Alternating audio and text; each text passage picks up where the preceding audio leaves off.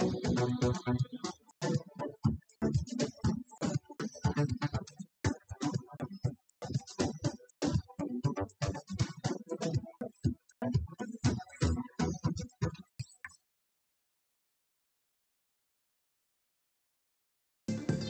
evening, I'm Hafiz Marzukhi, and here are the top stories tonight. Thai PM Anutin Chanvirakul to speak with Donald Trump as border clashes drag on. And while this is happening, Thailand also heads for snap polls after Anutin won royal backing to dissolve parliament. All this and more coming up on AWANI International.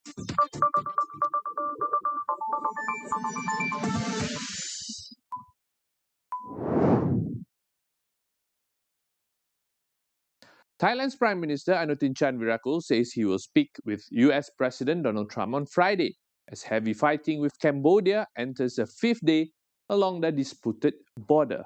The clashes involving rockets and artillery are among the most intense in years and have killed at least 20 people, displacing hundreds of thousands. Anutin said he would provide Trump with an update on the situation during a call scheduled for Friday night, as Washington signals keen interest in reviving a ceasefire brokered by Trump in July. Trump has said he believed he can get the truce back on track. However, it remains unclear whether Trump will be able to secure an immediate halt to the fighting this time. Cambodia accuses Thailand of attacks against civilian areas, including near ancient temple sites, and claimed Thai forces deployed armored vehicles in its territory, while Thailand's military rejected the accusations, saying Cambodian forces had encroached into Thai territory and that its operations were acts of self-defense.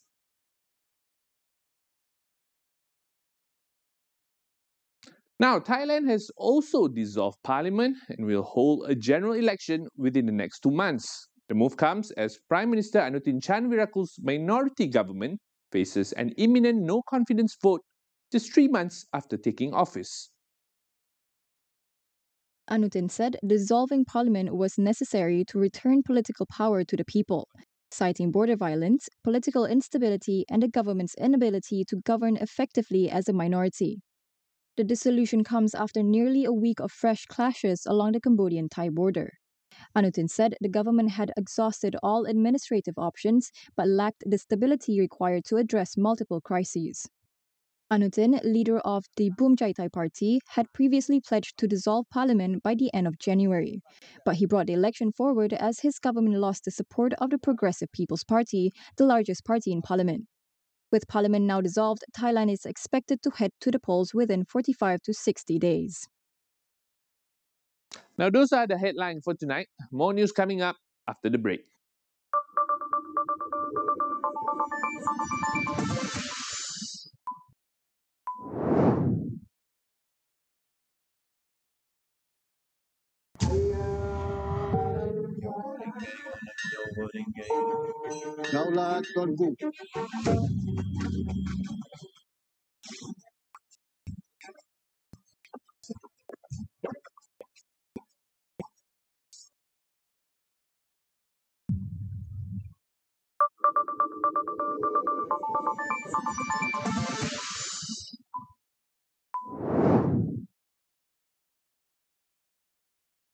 Ukraine's president says Washington is still pressing Kiev to make major territorial concessions to end the war with Russia. Volodymyr Zelensky told reporters the latest US proposal calls for Ukraine to withdraw troops from parts of the Donetsk region and create a demilitarized area that would serve as a special economic zone in the areas it currently controls. Washington, he said, wants only Ukraine to withdraw its troops, while Russian forces would only promise not to advance. Zelensky said that amounts to one-sided withdrawal and argued Russia should also be required to move its troops back. He added that the other major sticking point is the Zaporizhzhia nuclear plant, the largest in Europe, which remains under Russian control. Zelensky repeated that he has no legal or moral right to give up Ukrainian land and said any decision on territory must be made by Ukrainians themselves. He also suggested Washington's position has barely shifted since a 28-point plan circulated last month, which Kiev said favored Russia. Ukraine has now sent a 20-point counterproposal to the US, though details have not been released. The United States has imposed new sanctions on relatives of Venezuelan President Nicolas Maduro and companies shipping the country's oil. Venezuela has condemned the move as international piracy, while the United Nations has urged both sides to exercise restraint. The U.S. Treasury said it has sanctioned 3 relatives of Maduro, including nephews of his wife Celia Flores, as well as 6 companies involved in shipping Venezuelan oil. 2 of the relatives were labeled narco traffickers, with Treasury Secretary Scott Bessent accusing Maduro and his allies of flooding the United States with drugs. The announcement came as the White House confirmed it will seize the oil from a tanker taken by U.S. forces off Venezuela's coast. The move comes as the Trump administration ramps up pressure on Maduro, including a naval buildup and strikes on alleged drug smuggling boats that have killed dozens of people. Trump has previously said Maduro's days are numbered, while Caracas insists the U.S. is pursuing regime change to gain control of its vast oil reserves. Russian President Vladimir Putin spoke with Venezuelan President Nicolas Maduro, reaffirming Moscow's support amid rising international pressure. Maduro is under growing pressure from Washington, with US President Donald Trump calling for him to step down as the United States conducts a major military buildup in the Caribbean. The Kremlin also noted in a statement that the 2 leaders exchanged views on the further advancement of friendly bilateral relations, in line with a strategic partnership and cooperation agreement that entered into force in November 2025. Both sides reaffirmed their mutual commitment to the consistent implementation of joint projects in trade, energy, as well as economic, financial, cultural, humanitarian, and other fields. Putin and Maduro signed the Strategic Partnership and Cooperation Agreement following bilateral talks in Moscow on May 7th. Anti-graft protests that forced Nepal's former Prime Minister KP Sharma Oli to resign have caused more than 586 million US dollars in losses to the country's economy. The youth-led protests in September left dozens dead, thousands injured, and widespread damage to key state and private buildings. A government statement said the protests and violence that followed killed 77 people and injured more than 2,000 others, causing a blow to Nepal's 42 billion US dollar economy. An official committee estimated that rebuilding damaged infrastructure would cost more than 252 million US dollars. Among the structures destroyed were the Singha Durbar government complex, the Prime Minister's office, Supreme Court, Parliament House, and the private homes and business properties of political figures. Interim Prime Minister Sushila Karki, a former Chief Justice, has set up a reconstruction fund, but authorities say it has so far raised less than $1 million, far short of what is needed. However, the government has not said how it plans to cover the remaining shortfall. The interim government has scheduled new parliamentary elections for March 5, 2026, as Nepal continues to recover from one of its most damaging periods of political unrest in recent years. American online forum platform Reddit launched a legal challenge against Australia's social media ban for the under 16s. In a High Court filing, Reddit argued the ban infringed on free political speech and posed privacy risks. However, the Australian government will stand firm to protect its citizens following the lawsuit. Reddit said it took youth safety online seriously and the court action was not an attempt to avoid compliance. It also argued the law was applied to Reddit inaccurately, as unlike other platforms included under the law, the company claimed the vast majority of users are adults. Reddit said there were more targeted privacy-preserving measures to protect young people online without resorting to blanket bans. Under the law, which took effect on Wednesday, people under the age of 16 are no longer allowed to have their own accounts on 10 major social media platforms, including Instagram, TikTok, Snapchat, Facebook, and YouTube. Affected companies were given a year to introduce age verification measures. Violations will result in hefty fines of up to 49.5 million Australian dollars. The United Nations warned more than 800,000 people in Gaza are at risk of flooding as a powerful winter storm hits the war-torn enclave.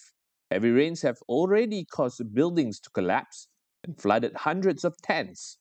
Al Jazeera reports that 10 people have been killed by the floods in the last 24 hours. One infant died from exposure to cold weather. In Khan Yunis, southern Gaza, the Abu Jaza family awoke Thursday morning to find that their 8-month-old baby, Rahav, had died of hypothermia caused by the severe cold. Their tent was flooded overnight. Municipal and civil defense officials said they were unable to cope with the storm because of fuel shortages and damaged equipment. Israel has destroyed hundreds of vehicles, including bulldozers and water pumps, during the war, leaving much of Gaza in ruins. A UN report said over 760 displacement sites, hosting about 850,000 people, are at high risk of flooding. At least 300,000 new tents are urgently needed for the roughly 1.5 million people still displaced. Most existing shelters are worn out or made of thin plastic and cloth sheeting. This week on Wu Says, we examine US President Donald Trump's recently released national security strategy. Professor Emeritus Dr. Wu Wing Tai and Melissa Idris unpack what this worldview signals and its implications for the global order. Now, here's a segment from the conversation. The first one is that we have the right to be imperialistic over our neighbors. That is what we just talked about. The Western Hemisphere exists to guard exists to support U.S. interests. The second part of the worldview is that the United States wants to continue to be the biggest economy in the world. If you look at the US economy right now, is 30 trillion US dollars. And China, GDP in US dollars is roughly 19.5 trillion. So the US is 30, China is 19.5, so the US is a lot larger. But that is largely because China is still a developing economy. So the prices of services is very low. Like the price of having servants in China is a lot lower than having servants in the United States.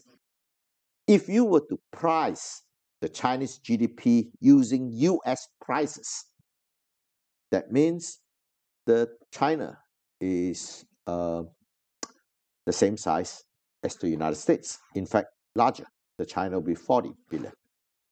But the important thing to note is that in order for the United States to continue to be the largest economy in the world, China would always need to be 7 times poorer per person than the United States. Wow. What that denies is the phenomena of catching up. What we have learned from the Japanese and Korean growth experiences is that it is possible for countries to learn the latest technology that the US is using and hence reach the same standard of living as the United States. Okay. And if China is able to do that, China would be 4 times larger than the United States. So in order to prevent China from becoming larger than the United States, China would to somehow be unable to catch up. So there lies the strategy, a strategy of somehow the United States is able to prevent China from catching up. Right. That is a very big assumption and a very dangerous assumption. Catch the full conversation on AWANI International and across our social media platforms.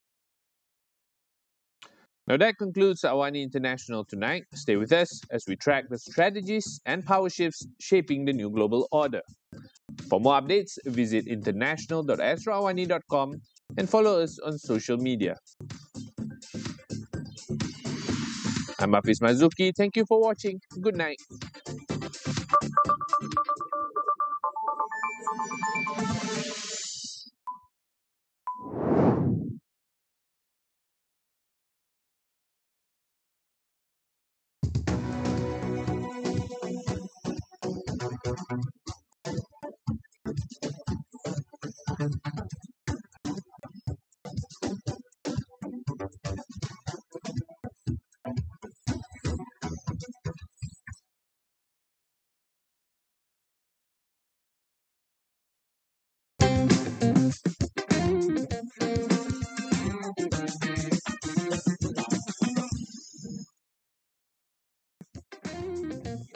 Hello and good evening. I'm Melissa Idris. Welcome to Consider This. This is the show where we want you to consider and then reconsider what you know of the news of the day.